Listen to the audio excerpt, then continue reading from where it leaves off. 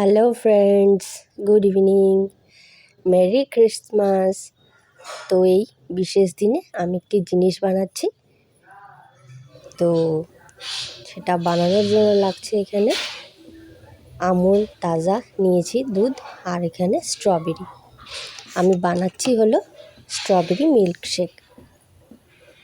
তো আমি প্রথমেই এখানে দুধ নিয়ে গরম হতে দিয়েছি। মোটামুটি অল্প ফুটে এলে আমি অফ করে দেব। আর এগুলো আমি ধুয়ে নেব, প্রথমে ওয়াশ করে নেব একটু লবণ দিয়ে।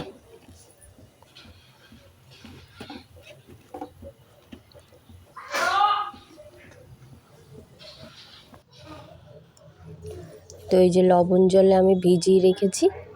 এবার আমি এগুলোকে ভালো করে একটু ঘষে ঘষে নেব। আর এই বোটাগুলো আমি ছাড়িয়ে দেব। তো তারপরে ফিরে আসছি। তো এই যে আমি সব বোটাগুলো এখানে কেটে দিয়ে ভালো করে ওয়াশ করে নিয়েছি, তোমরা দেখতে পাচ্ছ। আর এদিকেও আমার দুধটা ফুটে এসছে। তো আমি গ্যাসটা অফ করে দিয়ে এগুলোকে ভালো করে আমি স্ট্রবেরিগুলো ছোট ছোট পিস করে নিয়েছি, যাতে আমার ব্লেন্ডারে ভালো মতন পেস্ট হয়ে যায়।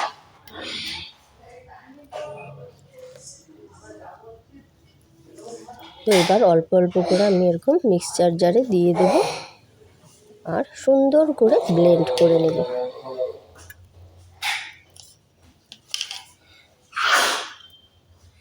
কালারটা বেশ সুন্দর, মনে হচ্ছে যেন কাঁচাই খেয়ে নিই, কিন্তু ভীষণই টক লাগে আমার। আমি খেতে পারি না অত টক, তাই আমি একটু চিনির পরিমাণটা এখানে বেশি দিয়েছি। আমি সঙ্গে আরেকটা জিনিস অ্যাড করেছি, সেটা হচ্ছে একটুখানি গুড়, নলেন গুড় আর একটু মধু। তো এই যে আমার এটা পেস্ট করার পর দেখো কত সুন্দর কালার এসছে। তারপর আমি এখানে অ্যাড করব উপরে যে আর কি দুধের সরটা আর কি মোটা করে পড়েছিল, এই দুধের সরটা আমি এখানে অ্যাড করে আরেকবার পেস্ট করে নেব।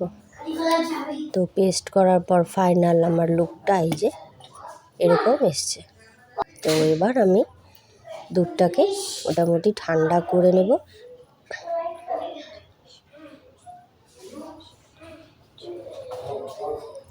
আর এখানে আমি আরেকটা জিনিস করব, আমি কিছু এখানে এই স্ট্রবেরি মিল্কশেকটা মিশিয়ে নিয়ে এর মধ্যে ঢেলে দেব, আর সেটা ফ্রিজে রেখে দেব। সেটা আমি তোমাদেরকে অন্য সময় দেখাবো। তো এবার আমি পেস্টটা এখানে অ্যাড করতে থাকবো, আর আমি এখানে পুরোটা একসঙ্গে মিশিয়ে নেব। তো মিশিয়ে নেওয়ার পরে এই যে এরকমটা হয়ে এসছে। তো এটাকে ভালো করে আবার আমি ব্লেন্ড করব অল্প অল্প করে, তাহলে আমার একদম ভালো মিল্কশেকের যেটা অরিজিনাল কালারটা সেটা চলে আসবে। এখানে তো ভালো করে মিশতে পারছি না, চামচ দিয়ে ভালো করে মেশানো যায় না।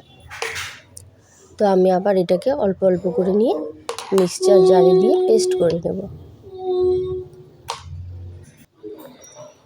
তো এই যে আমার এটা লাস্টবার পেস্ট করা, আর এই যে আমার এখানে ফাইনাল কালারটা এসে গেছে মিল্কশেকের। তো মোটামুটি যে রেডি, সব কিছু করে নিয়ে আমার এখানে 3 গ্লাস হয়েছে মিল্কশেকটা।